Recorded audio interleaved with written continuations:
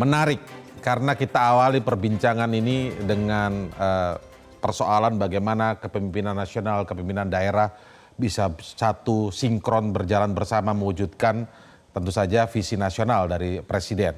Tadi kita juga berbicara soal berbagai kendala, misalnya pemimpin daerah diusung oleh berbagai partai politik yang beragam, lalu ada kepentingan-kepentingan.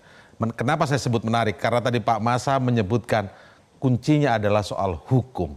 Sebenarnya ini jauh dari topik kita, tapi ketika kita jalin perbincangan tadi dengan itu, memang persoalannya di situ. Kalau hukumnya kuat, nah persoalannya itu mungkin kurang terlihat kita di di beberapa waktu terakhir ini. Ada yang kemudian menggunakan oknum dari penegak hukum untuk kepentingan-kepentingannya, baik itu politik dan bisnis misalnya. Nah, bagaimana Anda melihat ini bisa berjalan 5 tahun ke depan dengan baik seperti yang kita harapkan tentu saja di meja ini? Ya. Saya kira kita sudah mengikuti ya bahwa indeks persepsi korupsi kita itu kan turun nih. Ya.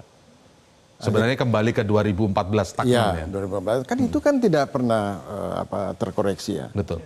Artinya apa? Artinya power standard korup itu kan tidak berakhir. Jadi semakin orang semakin powerful itu semakin korup juga. Ya.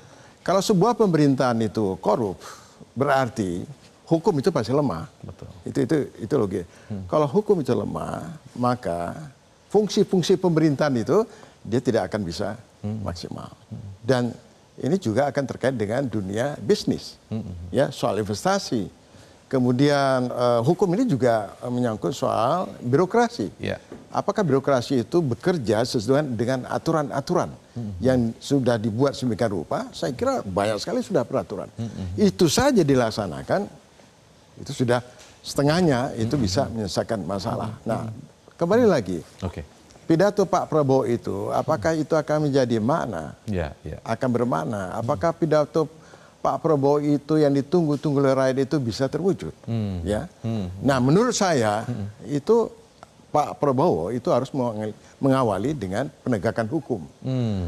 Kalau pejabat, ya, para politisi, banyak kasus, ya, tidak akan bisa jalan semua. Tidak mungkin sebuah kebijakan itu baik, ya, kalau di dalamnya itu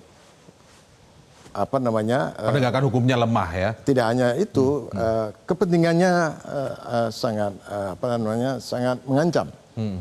Kepentingan integritasnya rendah lah kalau yang mau mengawal program-program bagus ini ternyata bermasalah, maka percuma kita dari tadi juga ngomong soal-soal yang baik-baik dan sistem mau diperbaiki bagaimanapun kalau integritas lama percuma. Jelajahi cara baru mendapatkan informasi. Download Metro TV Extend sekarang.